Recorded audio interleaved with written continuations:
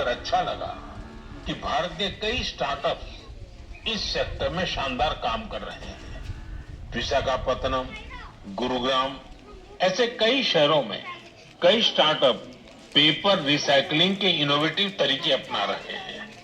कोई recycle paper से packaging board बना रहा है, कोई डिजिटल तरीकों से न्यूज़पेपर रिसाइकलिंग को आसान बना रहा है।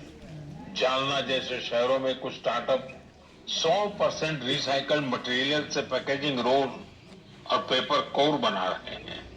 आप ये भी जानकर प्रेरित होंगे, 1 टन कागज की रिसाइकलिंग से 17 पेड़ कटने से बचते हैं और हजारों लीटर पानी की बचत होती है। अब सोचिए, जब पर्वतारोही इतने कठिन हालत में कचरा वापस ला सकते हैं, तो हमें भी अपने घर या दफ्तर में पेपर को अलग करके रिसाइकलिंग में अपना योगदान जरूर देना चाहिए। जब देश का हर नागरिक ये सोचेगा कि देश के लिए मैं क्या बेहतर कर सकता हूं, तभी मिलकर हम बड़ा परिवर्तन ला सकते हैं। साथियों, बीते दिनों खेलो इंडिया गेम्स की बड़ी धूम रही। खेलो इंडिया के दौरान बिहार के 5 शहरों ने मेजबानी की थी। वहां अलग अलग कैटेगरी के मैच हुए थे। पूरे भारत से वहां पहुंचे एथलीट्स की संख्या 5,000 से भी ज्यादा थी। इन एथलीट्स ने बिहार की स्पोर्टिंग स्पिरिट की, बिहार के लोगों से मिली आत्मीयता की बड़ी तारीफ की है। साथियों, बिहार की धरती बहुत खास है। इस आयोजन में यहाँ कई यूनिक चीजें हुई हैं। खेलो इंडिया यूथ गेम्स का ये पहला आयोजन था जो ओलंपिक चैनल के जरिए दुनिया भर में पहुंचा। पूरे विश्व के लोगों ने हमारे युवा खिलाड़ियों की प्रतिभा को देखा और सराहा।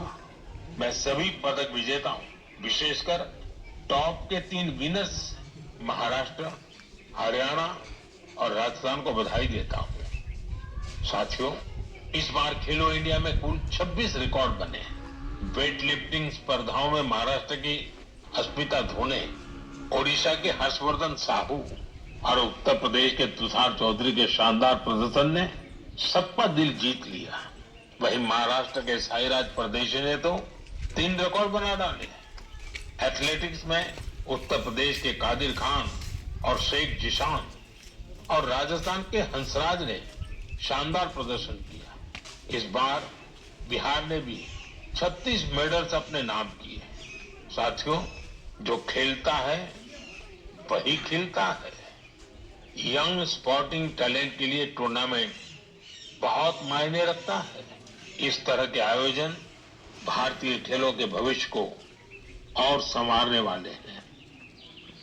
मेरे प्यारे देशवासियों, 20 मई को वर्ल्ड बी डे मनाया गया, यानी एक ऐसा दिन जो हमें याद दिलाता है कि शहद सिर्फ मिठास नहीं, बल्कि सेहत, स्वरोजगार और आत्मनिर्भरता की मिसाल भी है।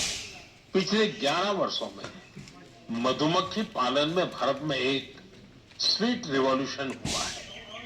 आज से 10-11 साल पहले भारत में शहद उत्पादन एक साल में करीब 70-75 हजार मैट्रिक टन होता था। आज ये बढ़कर करीब 1.25 लाख मैट्रिक टन के आसपास हो गया है। यानी शहद उत्पादन में करीब 60% की बढ़ोतरी हुई है। हम हनी प्रोडक्शन और एक्सपोर्ट में दुनिया के अग्रणी देशों में आ चुके हैं। साथियों, इस पॉजिटिव इंपैक्ट में राष्ट्रीय मधुमक्खी पालन और शहद मिशन की बड़ी भूमिका है। इसके तहत मधुमक्खी पालन से जुड़े हजारों किसानों को ट्रेनिंग दी गई, उपकरण दिए गए और बाजार तक उनकी सीधी पहुंच बनाई गई। साथियों, ये बदलाव सिर्फ आंकड़ों में नहीं दिखता, ये गांव की जमीन पर भी साफ नजर आता है।